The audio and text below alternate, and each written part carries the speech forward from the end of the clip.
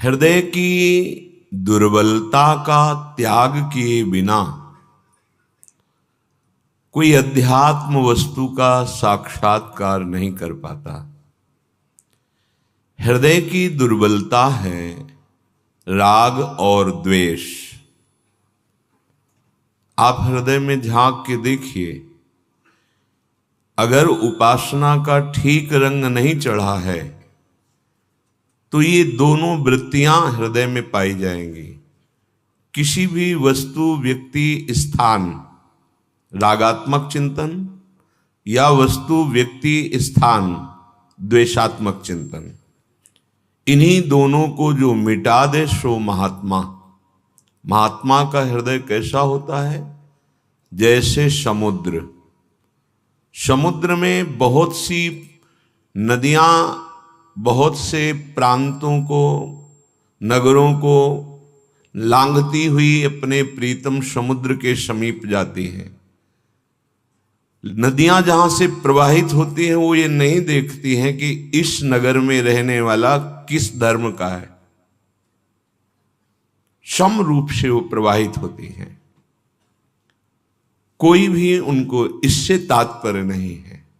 समुद्र में जाके मिली तो उफान नहीं आ गई, वो गंभीर अपनी मुद्रा में रहता है।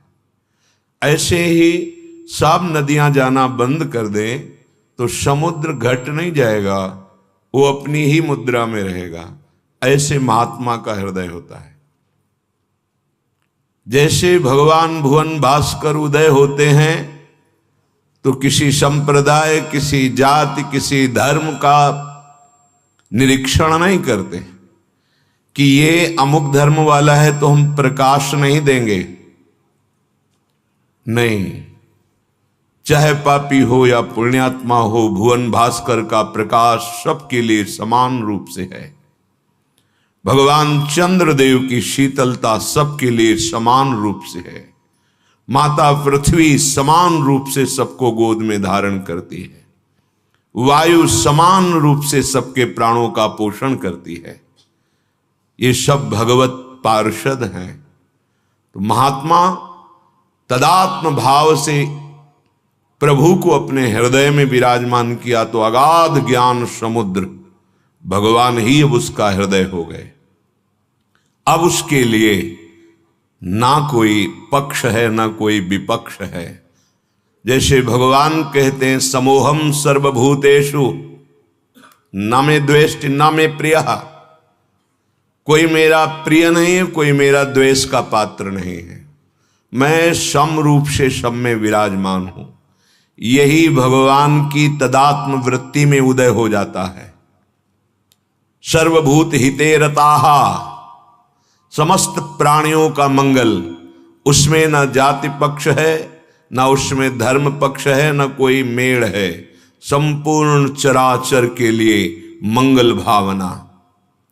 जब तक राग द्वेष है तब तक दृष्टि ही नहीं है, और ये भागवतिक दृष्टि ना होने के कारण ही नाना प्रकार की हिंसाएं, नाना प्रकार की दुख भरी वृत्तियां, पाप भरी वृत्तियां ये बढ़ती जाती हैं।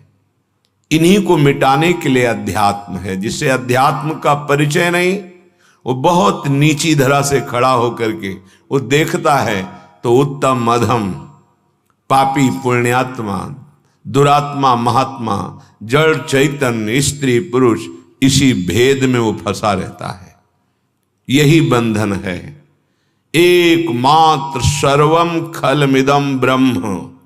सर्वम, इसमें न कोई जाति का उच्चारण किया है, न किसी धर्म का उच्चारण किया है, न जड़ का, न चैतन्य का, न दुरात्मा का, न महात्मा का। सर्वम खलमिदम ब्रह्म।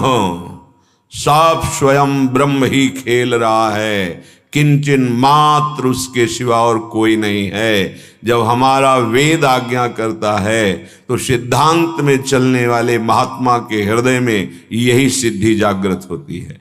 जो आचार्य चरण श्री हरिवंश चंद्र जी स्वयं श्रीमुख से वर्णन कर रहे हैं कि क्रूरा, ये क्रूरा, ए पापिनो, नच सताम संभाष्य दृश्यास्य, देखने योग्य नहीं, छूने योग्य नहीं, बोलने योग्य नहीं, क्रूर हैं, पापी हैं, फिर भी मेरे आराध्य देव राधा वल्लभ लाल उनके हृदय में बैठे हुए हैं।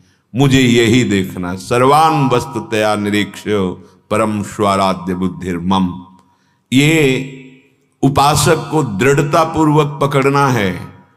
माया अपना प्रभाव दिखाकर राग द्वेषात्मक वृत्ति को दृढ़ करती है और ज्ञानी और प्रेमी भक्त इसी राग द्वेष को मिटाकर जीवन मुक्त हो जाता है।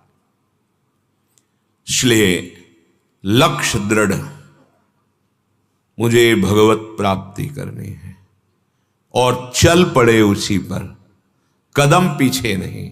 सलाहकार केवल महाजनों गतेन स्वपंथा, हमारे महापुरुष जिस मार्ग में चले वही मार्ग है। अज्ञानियों की सलाह नहीं ली जाती, अज्ञानियों की टीका टिप्पणी पर ध्यान नहीं दिया जाता। जो तत्व का बोध नहीं प्राप्त किए वो अज्ञानी है। उसके वचन सुनने से, उनके वचनों का मनन करने से निष्ठा में फर्क पड़ने की संभावना है। एकमात्र परम तत्व भगवान श्री कृष्णचंद्र जी कह रहे मैं ही हूं। जब सृष्टि नहीं थी तो मैं, अब सृष्टि है तो मैं ही मैं, ये नहीं रहेगी तो मैं ही हूं। शेष भी मैं हूं, अशेष भी मैं हूं। संपूर्ण सात असत जड़ चैतन्य मत्ता पर तरम नान्यत किंचिदस्ति धनंजय। मेरे सिवा किंचित कुछ नहीं है। हम सेवक हैं, अपने स्वामी को पहचाने। इन बाहरी ढांचों में हमारी बुद्धि नहीं फंसनी चाहिए। ढांचे के अंदर प्रवेश करके देखे तो मुस्कुराता हुआ परम तत्व शयन कर रहा है। हमें उसी को देखना है। सर्वान वस्तुतया निरीक्ष परम स्वाराध्य बुद्धिर्मम। मेरे आराध्य देव चल कर आए हैं। कोई भी नाम हो, कोई भी रूप हो, किसी भी जाति का हो, किसी भी धर्म का हो, बाहरी खोखा है, ये पांच भौतिक देह ढांचा है, अंदर बैठा हुआ तत्व एक ही है। ये हमारे वेद कहते हैं ईशावास्यमिदं सर्वम यत् किंच जगत्याम जगत। संपूर्ण विश्व केवल ईश्वर है। अब कहां समझ में आएगा? तुम्हें स्त्री दिखाई देता है, पुरुष दिखाई देता है, क्रूरता दिखाई देती, दया दिखाई देती है। ये बाहरी क्रियाओं को देखने वाला परम तत्व का दर्शन करने का अधिकार खो देता है।